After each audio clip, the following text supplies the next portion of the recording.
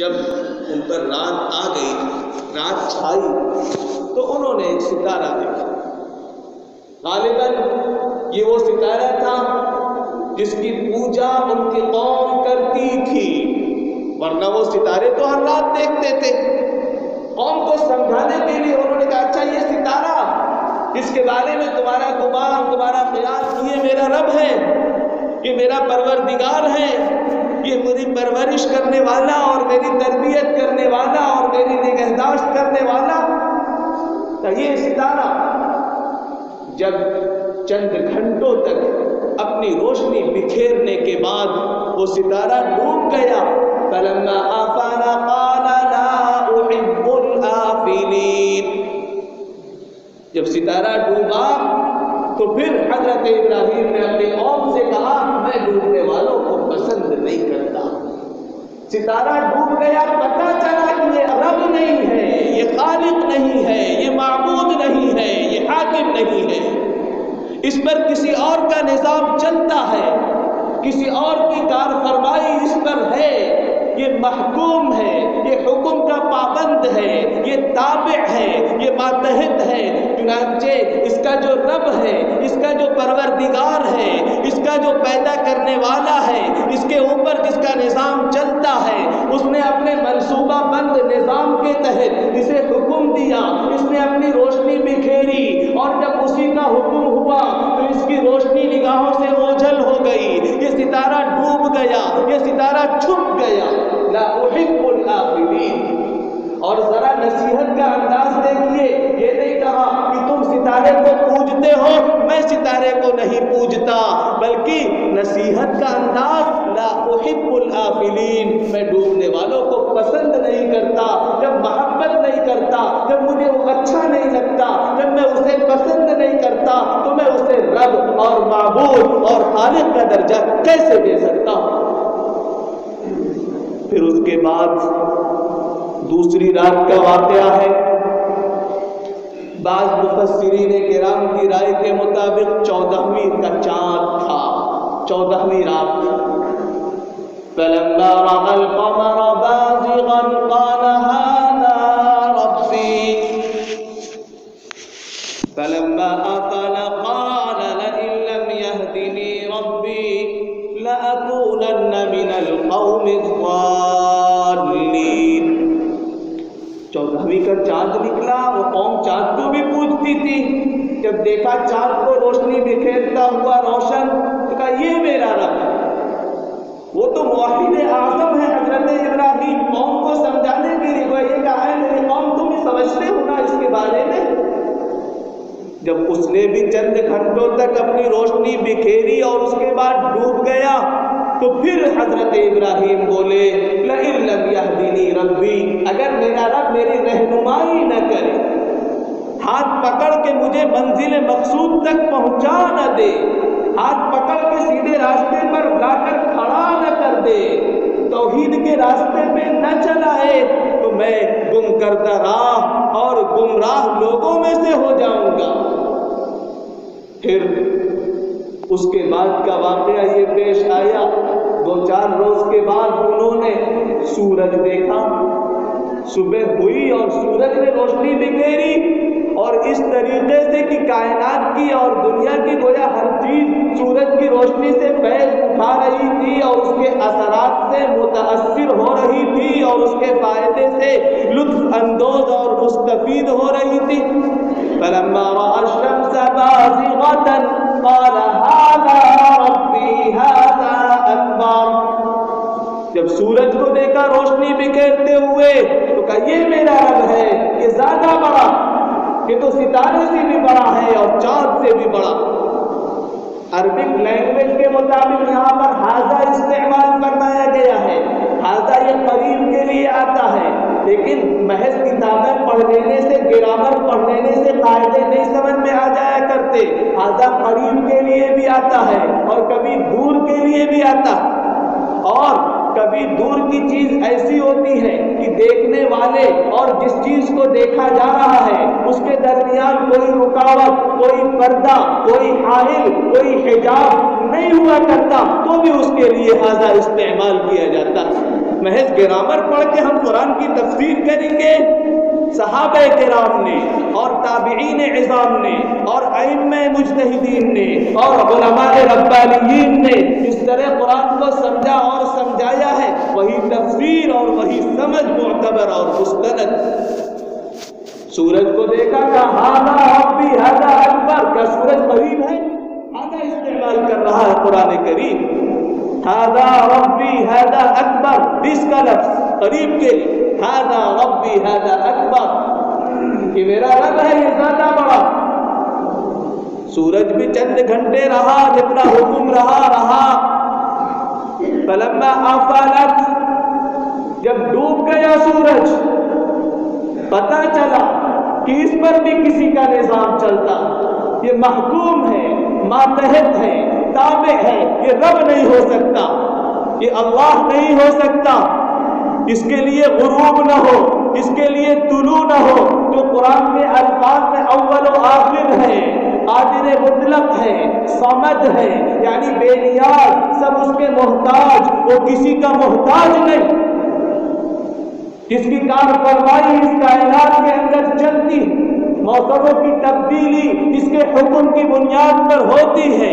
روزیوں کی تقسیم کا نظام جس نے اپنے قبضے میں رکھا ہے، امن اور خوف کی حالتیں اسی کے حکم سے آتی ہیں، صحت کی نعمت وہی عطا کرتا ہے، بیماریاں اسی کی مشیت اور اسی کی مرضی اور اسی کے فیصلے کی بنیاد پر آتی ہیں۔ الیس اللہ باحکم الحاکمین، کیا اللہ احکم الحاکمین نہیں ہے؟ نظام وہی اسی کا چلتا۔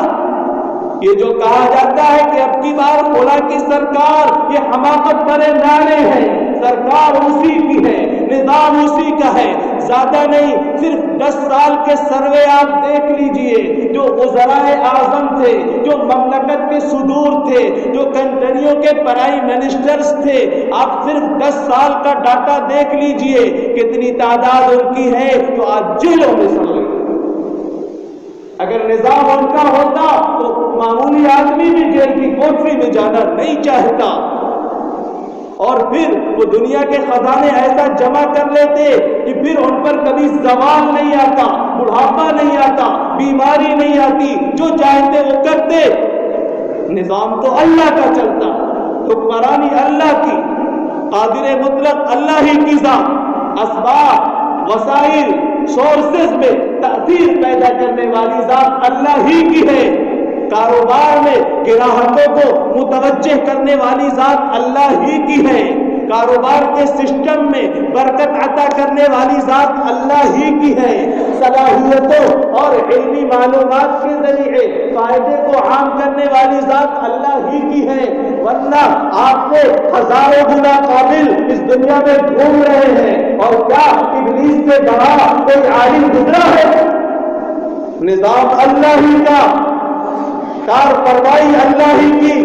قدرت مطلقہ اللہ ہی کی، روزیاں اللہ ہی کے قبضے میں، بسا اوقات معمولی اسباب و وسائل سے کام بن جایا کرتے ہیں، بسا اوقات ہزاروں گنا مضبوط وسائل ہوتے ہیں، کام نہیں بنتے، بسا اوقات ایک ہی مریض اور ایک ہی طرح کی بیماری اور ایک ہی دوا اس کو صحت عطا کر دیتی ہے، اور دوسرا مریض اسی قسم کا، وہی بیماری وہی دوا، لیکن دوا کا کوئی فائدہ ظاہر نہیں ہوتا، معلوم ہوا تاثیر پیدا کرنے والی ذات کوئی اور۔ ہم کسی اور در پہ جا رہے ہیں، ہم اللہ کے سوا کسی اور کو حاجت روا، مشکل کشا، روزی عطا کرنے والا سمجھ رہے ہیں، اور یہ شرک دھیرے دھیرے ہماری رگوں میں سرایت کیا جا رہا، غیر محسوس طریقے سے اسباب اور وسائل اور مادی قوتوں کا ایسا غلبہ ہمیں دکھایا جا رہا ہے کہ وہ سب کچھ یہی ہے۔ اصل نظام اللہ کا۔ جب سورج بھی ڈوب گیا اس وقت حضرت ابراہیم نے فرمایا انی بریء مما تشركون انی وجہت وجہی للذی فطر السماوات والارض حنیفا وما انا من المشرکین۔ میں اظہار بیزاری کرتا ہوں، میں نفرت کرتا ہوں میں متنفر ہوں ان تمام چیزوں سے جن کو تم شریک ٹھہراتے ہو۔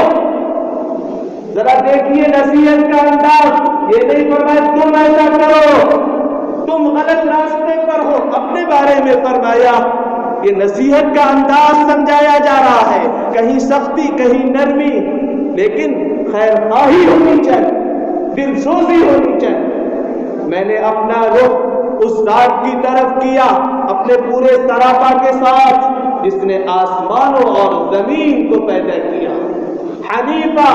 تمام غلط نظریات، تمام باطل عقائد سے اپنے رشتے کو کاٹ کر،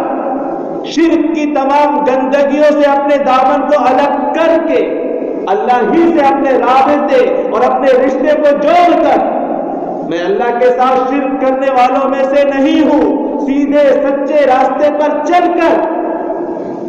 انی وجہت وجہی للذی فطر السماوات والارض حنیفا وما انا من المشرکین، میں شرک کرنے والوں میں سے نہیں۔ پھر آگے فرمائے یہ جو تمہارے دیوتا ہیں جن کو تم نے اپنا حاکم سمجھ لیا ہے، اور یہ مادی قوتیں جن کو تم نے معبود کا درجہ دے لیا ہے، یہ مجھے میرا کچھ نہیں بگاڑ سکتے۔ ہاں جب اللہ چاہے گا، اللہ کی مرضی ہوگی، اللہ کی مشیت ہوگی، اللہ کا فیصلہ ہوگا تو یقیناً ان کے ضرر اور ان کے نقصانات مجھ تک رسائی حاصل کریں گے اور مجھ تک پہنچ سکیں گے۔ اور یہ فرمایا گیا کہ بے خوفی اور اطمینان اور عزم و حوصلہ انہی کو حاصل ہوتا ہے الذین آمنوا ولم یلبسوا ایمانہم بظلم اولئک لہم الامن، ڈرے وہ جنہوں نے نہ جانے کن کن چیزوں کو اپنا معبود سمجھ لیا، ڈرے وہ جو سجدے کی توفیق سے محروم، ڈرے وہ جسے دعاؤں کا سلیقہ نہیں، ڈرے وہ جو اپنے رب کو منانا نہیں جانتا، ڈرے وہ جو رب سے لو لگانا نہیں جانتا، ڈرے وہ جو شرک کی آلائشوں میں پھنسنا چاہتا ہے، ڈرے وہ جس کا اللہ کے نظام پر ایمان نہیں، ڈرے وہ جس کا قضا اور قدر پر ایمان نہیں ہے۔ الذین آمنوا، جو ایمان لائے، اس کے ساتھ ساتھ ولم یلبسوا ایمانہم بظلم، اپنے ایمان کے ساتھ شرک کی آمیزش نہیں کی۔ انہوں نے یہ بھی سمجھا کہ اللہ بھی رب ہے اور مسجد کے باہر دکان بھی رب ہے، مسجد کے باہر پولیس کا نظام بھی رب ہے، مسجد کے باہر حکمراں طبقے کا سسٹم بھی رب ہے۔ اپنے ایمان کے ساتھ قرآن کے الفاظ میں ظلم یعنی شرک کی آمیزش۔ وَلَمْ يَلْبِسُوا إِيمَانَهُمْ بِظُلْمٍ، قرآن کہتا أُولَئِكَ لَهُمُ الْأَمْنُ، بے خوفی، سکون، اطمینان انہی کا مقدر اور انہی کا نصیبہ۔ وَهُمْ مُهْتَدُونَ، ہدایت یافتہ یہی ہے، راہ راست پر یہی چلنے والے ہیں۔ آپ اس عقیدہ توحید کو اس قصے کی روشنی میں خود بھی سمجھیے اور شام کو رات میں اپنے گھر کی عورتوں کو بھی سنائیے اور سمجھائیے، اور خاص طور پر اپنے آنے والی نسلوں کو واقف کرائیے عقیدہ توحید سے۔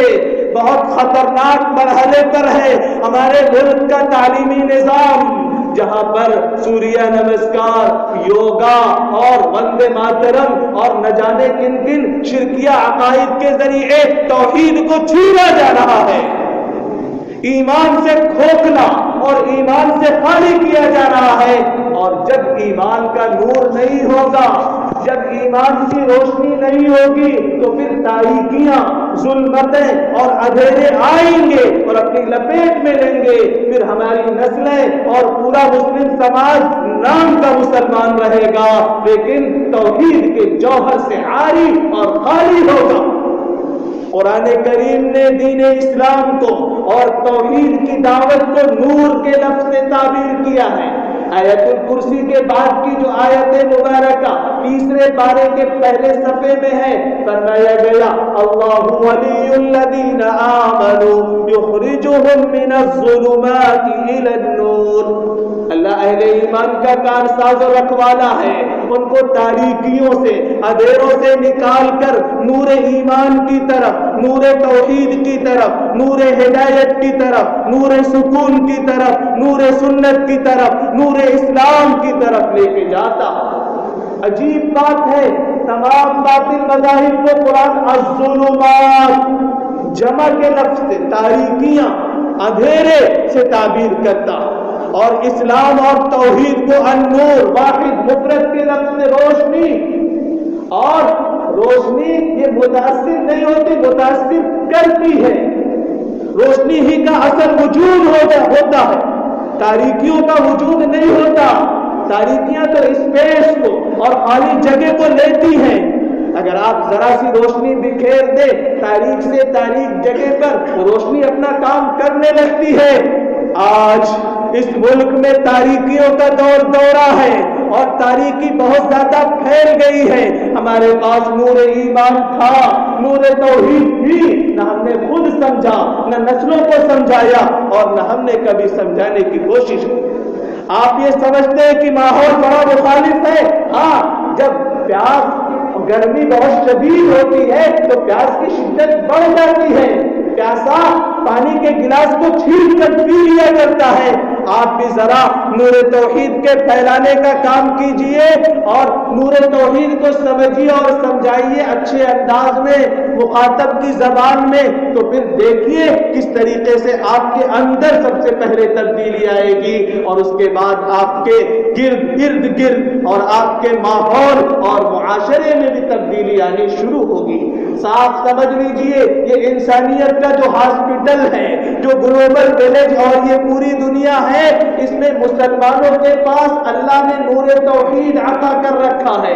اور مسلمانوں کو یہ ذمہ داری دی ہے کہ وہ اس نور کو پہنچائیں اور پھیلائیں، اور جو تاریکیاں ہیں، قرآن کے الفاظ میں ظلمات ہیں، جنہوں نے خالی جگہ کو اور اس پیج کو کور کر رکھا ہے، اس کو روشنی سے بدلے۔ روشنی اسی وقت آئے گی جب ہم محنت کریں گے، جد و جہد کریں گے، خود بھی عقیدہ توحید کو سمجھیں گے، اور پیار بھرے انداز میں مریض سے نفرت نہ کر کے، ڈاکٹر مریض سے نفرت نہیں کرتا، نفرت نہ کر کے محبت کے ساتھ ان کو امن کے اور توحید کے نتیجے میں جو سماج میں خوشگوار تبدیلیاں پیدا ہوتی ہیں، ان تبدیلیوں سے روشناس اور واقف کرانے کی فکر کریں گے۔ اللہ پاک مجھے بھی توفیق دے اور آپ تمام حضرات کو توفیق سے نوازے، اور ہم سب کے سرمایہ ایمان اور نور ایمان کو سلامت اور محفوظ رکھے۔